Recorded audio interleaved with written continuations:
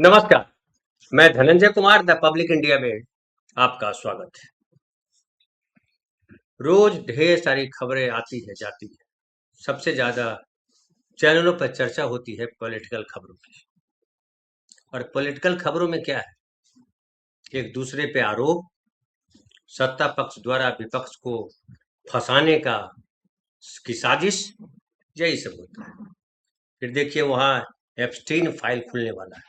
कल last date है और कल जो है फाइल खुलेगी। इस पर मीडिया में टेर लगी हुई है, खूब चर्चा हो रही है। एप्स्टीन फाइल में भारत के किन किन नेताओं के नाम हैं।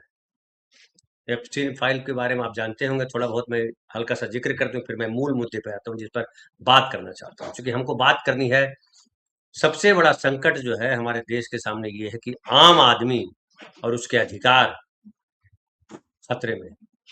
खतरे में भी मैं नहीं कहिए, बल्कि लगातार रोज रौंदा जा रहा है। लेकिन एप्स्टीन वाले मामले पे, एप्स्टीन एक यौन अपराधी है और कहा जाता है कि दुनिया के कई सारे देशों के बड़े नेता, भारत के भी कहा जा रहा है, उसके सेक्स स्कैंडल में वो नाबालिग लड़कियों और दूसरी महिलाओं को ब्लैकमेल करता था, फंसाता था और अपने प्राइवेट जेट से जो है अपने विला पे लोगों को बुलाता था, उनके लिए व्यवस्था करता था लड़कियों की। और अमेरिका में लेकिन ये दबाया नहीं जा सका और अमेरिकी संसद, सीनेट, उसके भारी बहुमत के साथ कहा कि ये फाइल बाहर आनी चाहिए। और ट्रंप जो है चाह करके भी उसको रोक नहीं सके। ट्रंप का भी उसमें जिक्र आ रहा है, उसके फोटोज जो कुछ रिलीज हुए हैं उसमें ट्रंप का भी चेहरा है। भारत में ऐसी बहुत घटनाएं हुई है, लेकिन ये घटनाएं जो है अखबारों की सुर्खियां बन करके रह जाती। किसी पॉलिटिशियन का कुछ बाल बाका नहीं होता। बहुत पहले आप याद कीजिए, अगर मैं आपको आज याद दिलाऊं तो श्वेत निशा कांड हुआ था, बॉबी कांड, बिहार में बड़ी चर्चा हुई थी उसकी, आप जानते ही होंगे। लेकिन आज हम उस पर बात नहीं करेंगे। हम फंस जाते हैं रोज किसी न किसी पॉलिटिकल चर्चा में। लेकिन जो सबसे बड़े सवाल हैं, देखिए अभी एक तो आपको पता है कि मनरेगा को किस तरीके से सरकार जो है मिशन में बदल रही है। मनरेगा जो है एक एक्ट था, महात्मा गांधी का केवल नाम की बात नहीं है। महात्मा गांधी का नाम तो था ही, वो उसमें एक्ट था, कानून था। और कानून में था कि 100 दिन का रोजगार देना पड़ेगा, सरकार को देना था 100 दिन का रोजगार हर किसी को, जिसको रोजगार चाहिए, जिसका कार्ड बना हुआ है, उसको 100 दिन का रोजगार मिलेगा साहब। एक्ट था, उसको सरकार या कोई जिला प्रशासन या स्थानीय प्रशासन मना नहीं कर सकता था। लेकिन अब जो नरेंद्र मोदी सरकार है, उसने उसने दो परिवर्तन किए। पहला परिवर्तन तो ये हुआ कि महात्मा गांधी का नाम हटा करके वहां राम जी को ऐड कर दिया गया, चालाकीपूर्ण तरीके से। तो दूसरा काम ये हुआ कि जो एक्ट था वो मिशन बन गया, मतलब सरकार की मर्जी पर है। हालांकि कहा जा रहा है कि अब 100 दिन की जगह 125 दिन काम मिलेगा, लेकिन जो अनिवार्यता थी, जो कानून था, वो खत्म कर दिया गया, खत्म कर दिया जाएगा। जिस तरह से अभी बिल पर बहस हुई है और चीजें होने जा रही है, बहुमत से पास भी करा लेंगे। और अब जो है वो सरकार की या स्थानीय प्रशासन की मर्जी है कि किसको काम दे, किसको न दे। एक तरफ आपके पास मजदूरों के पास अधिकार था कि वो काम ले, अब सरकार की या स्थानीय प्रशासन की मर्जी पर है आपको काम मिलेगा या नहीं, जिससे स्थानीय प्रशासन को, स्थानीय लोगों को जो शामिल है उसमें, चाहे मुखिया हो चाहे और लोग, अगर वो मना कर दे, वीडियो हो, अगर वो चाहे कि इसको नहीं देना तो नहीं मिलेगा काम, और वो कुछ नहीं कर सकता। ये भी है कि सरकार, जो केंद्र की सरकार है, अगर गैर भाजपा सरकार है किसी स्टेट में, तो जो 60% का किया कि 60% केंद्रीय सरकार और 40% स्टेट गवर्नमेंट पैसा देगी। 60% केंद्र सरकार नहीं देगी पैसा, मनरेगा का पैसा नहीं मिलेगा, आप काम ही नहीं करा सकते। आपको याद हो कि ये जो जीएसटी लगता है, कई प्रदेशों ने शिकायत की थी सरकारों ने कि जीएसटी का पैसा हमें, हमारा हिस्सा नहीं दिया गया। बंगाल भी था, केरल भी, तमिलनाडु, ये तमाम जो है गैर भाजपाई सरकार है जिन्होंने शिकायत की थी, कोर्ट तक पहुंच गया था। यहाँ भी वही होगा, मनमानी चलेगी। दिल्ली में जो सरकार बैठी है केंद्र में, वो चाहेगी तो आपको बजट मिलेगा, नहीं चाहेगी तो नहीं मिलेगा। अब स्टेट गवर्नमेंट जो है वो चिल्लाता रहे, गैर भाजपा अगर सरकार है तो डबल इंजन जो है किस तरह से इंपॉर्टेंट बना रहे हैं। अब लोग चाहेंगे कि भैया एक काम करो यार, दिक्कत है, चलो उसी को रहने दो, डबल इंजन सरकार, तो पैसा आएगा। नीतीश कुमार पे अक्सर ये आरोप लगता रहा कि नीतीश कुमार ने सरकार के साथ खुद को जोड़ कर रखा ताकि सरकार स्टेट में पैसा आता रहे। लेकिन आम आदमी का इसमें कितना नुकसान हो रहा है, आम आदमी के अधिकार कितने सीमित किए जा रहे हैं, ये आम आदमी को पता नहीं चल रहा। क्योंकि जो एक बड़ी भूमिका मीडिया की हुआ करती थी या है,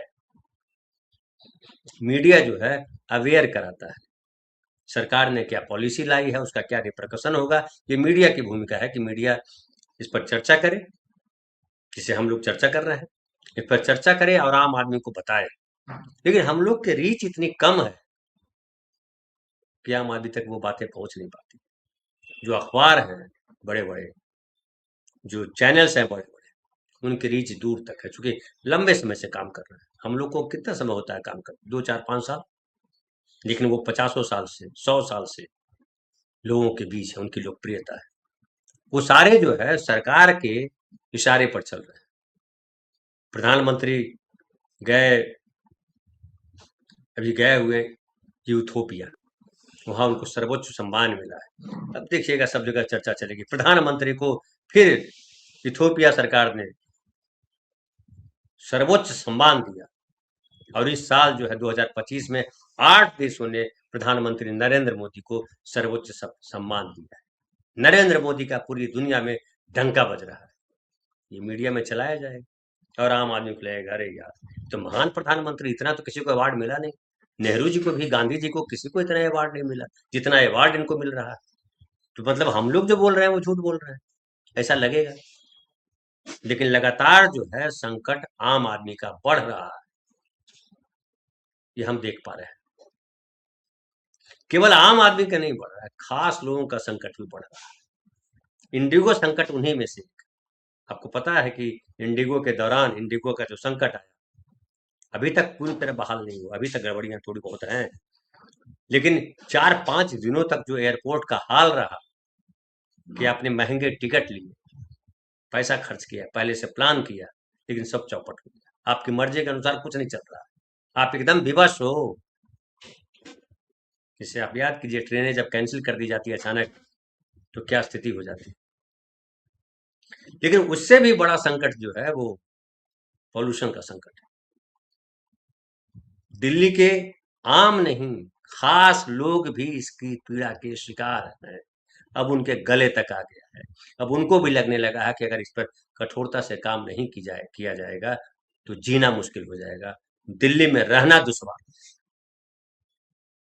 आजादी के बाद जो है, जो शहरीकरण बढ़ा, नेहरू हालांकि ऐसा देश नहीं चाहते, लेकिन शहरीकरण का जो प्रभाव हुआ कि पूरा गांव उठ करके जो शहरों में आने लगा और सारी सुविधाएं आप शहरों तक केंद्रित कर दिया आपने।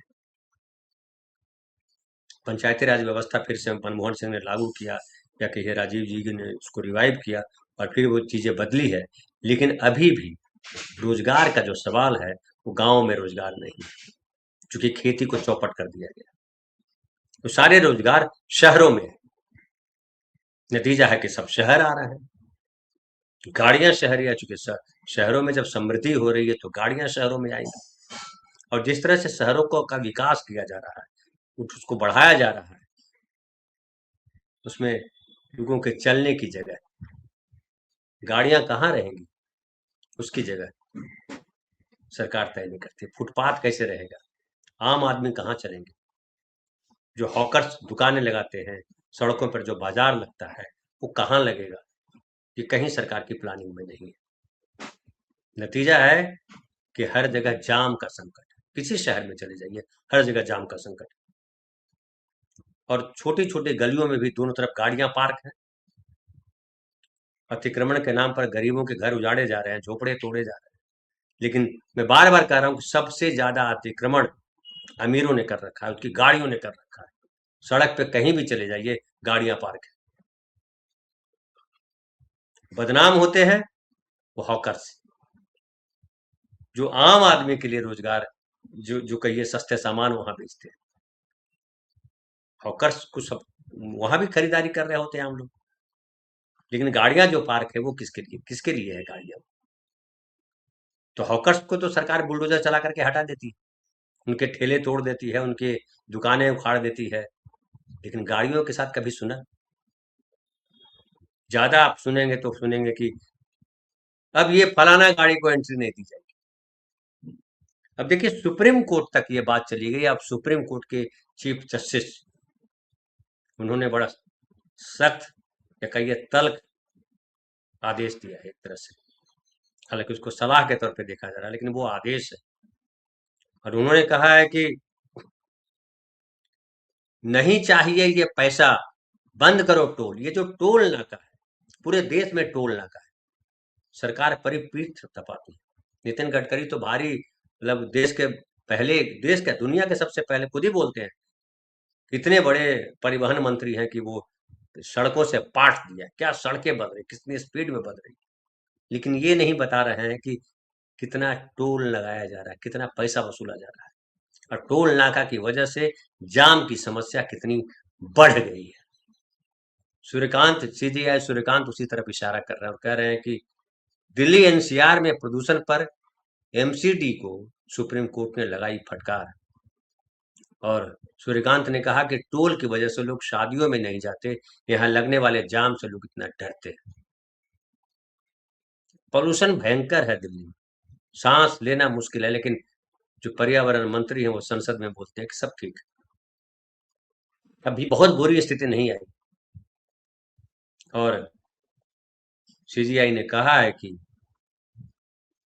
अगले साल 1 अक्टूबर से 31 जनवरी तक एमसीडी टोल न रखने का प्रयास करें, क्योंकि टोल के दौरान लगने वाला जाम प्रदूषण की बड़ी वजह है। अब देखिए, पहले प्रदूषण के लिए किसको शिकार बनाया जाता था कि प्रदूषण जो है वो हरियाणा और पंजाब के किसान हैं जो पराली जलाते हैं, उसकी वजह से प्रदूषण हो रहा है। कितनी गालियां पड़ी किसानों को। तब भी हम कह रहे थे कि सारा पॉल्यूशन ये गाड़ियों वालों की वजह से है, जो कंपनियां फैक्ट्रियां चल रही हैं, धुआं उगल रहा है, जो गाड़ियां धुआं उगल रही हैं, उसकी तरफ आपका ध्यान ही नहीं, चूंकि अमीरों की चीजें हैं। किसान कमजोर शिकार है, फेंक आइए पत्थर उस पर। जितनी नदियां मैली गंदी हुई है, चाहे जमुना हो, चाहे गंगा हो, चाहे गांव की कोई नदी, किसने गंदा किया है? नदी, बड़ी बड़ी नदियों को गंदा करने का काम इंडस्ट्रियलिस्ट ने किया है, सरकार ने किया है। सरकार और इंडस्ट्रियलिस्ट की साठ गांठ में हुआ है। सरकार व्यवस्था नहीं कर पा रही, सारे शहरों के कचरा जो है देखिए कि नदियों में जाता है, चाहे पटना हो, चाहे वो दिल्ली हो, चाहे कोई और शहर हो, मुंबई में सारा समुद्र में जाता है कचरा। अब कहते हैं कि हम पानी को साफ करके समुद्र में फेंक रहे हैं, या पानी को साफ करके नदी, लेकिन वो दिखाने के लिए, कहने के लिए। सच ये है, आप चाहिए पटना जाइए, लखनऊ और जो भी नदी है, ज्यादातर शहर नदियों के किनारे बसे हुए हैं। सबकी हालत आप अपने आसपास देख लीजिए, लेकिन सरकार के पास व्यवस्था नहीं कि नदियां साफ कैसे रहे। अरबों रुपए खर्च किए गए, मंत्री बनाए गए गंगा को साफ करने के लिए, क्या हुआ? उमा भारती ने क्या किया?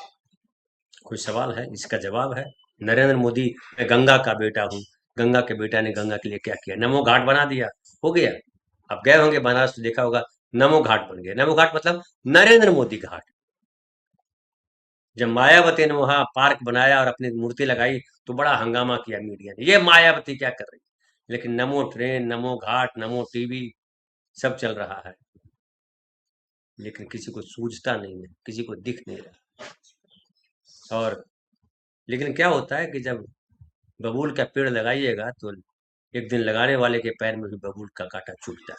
तो जो चीफ जस्टिस ऑफ इंडिया है, उनको भी चुभ रहा है पॉल्यूशन, क्योंकि ये संकट हरियाणा हो, पंजाब हो, या दिल्ली के लोग, या उत्तर प्रदेश के लोग, सबके लिए संकट, बड़ा संकट है।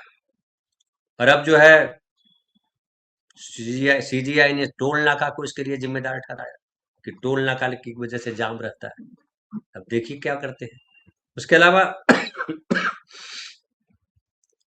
पॉल्यूशन के लिए जो है गाड़ियां, आप जो है लगातार आप बेचे जा रहे हैं, बेचे जा रहे, गाड़ियां कहाँ पार्क होगी? गाड़ियों का अब चेक करने के नाम पर जो है कि कौन सी गाड़ी आएगी, कौन सी गाड़ी नहीं आएगी, किसको डीजल दिया जाएगा, किसको नहीं दिया जाएगा, ये सारी व्यवस्था की जा रही है।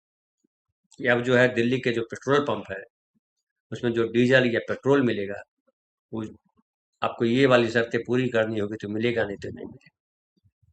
तो मतलब समझिए, जहां भी यहाँ सही तरीके से रोक लगाने का प्रयास किया जाता है, वहां करप्शन खड़ा हो जाता है। पेट्रोल पंप वाले आपको ज्यादा पैसा लेंगे, दे देंगे, कहाँ लगा हुआ कैसे पता करेंगे? ये तो हमारे देश की स्थिति। तो सरकार से लेकर के आम आदमी, जब सरकार करप्ट हो जाए, जब सरकार कानून के बाहर दौड़ने लगे, जब सरकार झूठ बोलने लगे, तो फिर आम समाज जो है, उसके जो ऊपरी लोग हैं, वो सब करप्शन में लग जाते हैं। और नीचे वाले लोग भी मजबूर होते हैं कि जब करप्शन का रेला बह रहा है, गंदा ही पानी हर जगह है, पानी यही पानी हमको पीना है, तो क्या करेंगे? पिएंगे। ये स्थिति बन जाती है। और ये समझने की बात है, अभी भी वक्त नहीं गुजरा है कि हम जो मंदिर मस्जिद और ये देशभक्त है, ये देशद्रोही है बनाने साबित करने में जो जुटे हुए हैं, इसकी जगह हमको काम करना होगा, हमारी सरकारों को काम करना होगा, और हमें सरकारों को मजबूर करना होगा कि कैसे हम पॉल्यूशन फ्री हों, कैसे शहरों में जो रोजगार केंद्रित हो गया है वो गांव तक जाए, गांव में भी रोजगार खड़ा हो। कौन सा रोजगार, क्या है यहाँ पे, क्या लगाते हैं आप? कौन सी इंडस्ट्री चल रही है हिंदुस्तान में? बड़ा रोज शोर होता है, ये इंडस्ट्री लग रही है, ये इंडस्ट्री लग रही है। क्या इंडस्ट्री लगा रहे हैं? ज्यादातर चीजें ट्रेडिंग हो रही है, बाहर से माल आता है, यहाँ असेंबल होता है और बिकता है। हम अपनी जरूरत की चीजें भी बाहर से मंगाते हैं, वो चीन से आता है या किसी और देश से आता है। छोटे छोटे बच्चों के खिलौने भी हम चीन से मंगाते हैं, गणपति भी चीन से मंगाते हैं, मेडिसिन चीन से मंगाते हैं, मोबाइल चीन से मंगाते हैं। क्या हिंदुस्तान में वो नहीं किया जा सकता? लेकिन कॉरिडोर बनाया जा रहा है, पर्यटन बढ़ेगा। अरे इतना दम घोटू हवा है, कौन आएगा तुम्हारे यहाँ भाई? तुम्हारे यहाँ के लोग तो भाग रहे हैं, कौन दिल्ली आएगा घूमने के लिए? कौन आपके शहरों में आएगा जहाँ इतना पोल्यूशन है? तो जो डिसेंट्रलाइजेशन किया जाना चाहिए था व्यवस्था का, उसको मोनोपोली में क्रिएट किया जा रहा है। कुछ खास उद्योगपतियों को बढ़ावा दिया जा रहा है, चूंकि खास उद्योगपति खास है, वही चंदा देंगे। और ये बीजेपी सरकार जो है, कई दफा आप लोगों को लगता होगा हम लोग बीजेपी के खिलाफ बोलते हैं, बीजेपी से पूरी सरकार, नरेंद्र मोदी सरकार ने जिस तरह का घेरा खड़ा किया, लगातार फंदा कस रहा है, नागरिक अधिकारों को लगातार कुचला जा रहा है, खत्म किया जा रहा है। चाहे मैं तब से बोल रहा हूं जब से नरेंद्र मोदी सरकार आई है कि ये लैंड एक्विजिशन एक्ट को बर्बाद किया, किसानों के सारे अधिकार छीन लिए, बाद में समझ में आया। लेकिन किसानों के खिलाफ क्या किया गया? जहर उगला गया, ये आतंकवादी हैं, ये खालिस्तानी हैं, देखिए बर्गर खा रहे हैं, देखिए फलाना खा रहे हैं। अरे तुम अपना देखो ना, तुम क्या क्या खा रहे हो? तुम तो देश को नोच करके खा रहे हो, तो बर्गर खा रहे हो। और बर्गर में जो सामान लगता है वो तुम्हारे बाप थोड़े लगाते हैं, वो किसान उगाता है। वो चाहे सब्जी हो, चाहे उसमें मैदा हो, चाहे कुछ भी हो, वो सब किसान पैदा करता है। किसान बर्गर खा रहा है तो बड़े तकलीफ है। जिसके बाप कुछ नहीं, खाली गप करते हैं, कुछ पैदा नहीं करते हैं, पॉल्यूशन बढ़ाते हैं, वो बता रहा है। तो ये जो नैरेटिव पिछले 11 साल से चलाया जा रहा है, देशद्रोही का, हिंदू राष्ट्र का, मुसलमानों के खिलाफ नफरत का, पाखंड का, ये नैरेटिव हमारे देश के लिए दमघोटू है। इस पर विचार करने की जरूरत है। विचार कीजिए और समझिए कि आप कहाँ पहुंच रहे हैं, अपने आसपास देखिए। फिलहाल इतना ही, बहुत बहुत धन्यवाद। कल मिलते हैं फिर किसी नए विषय पर।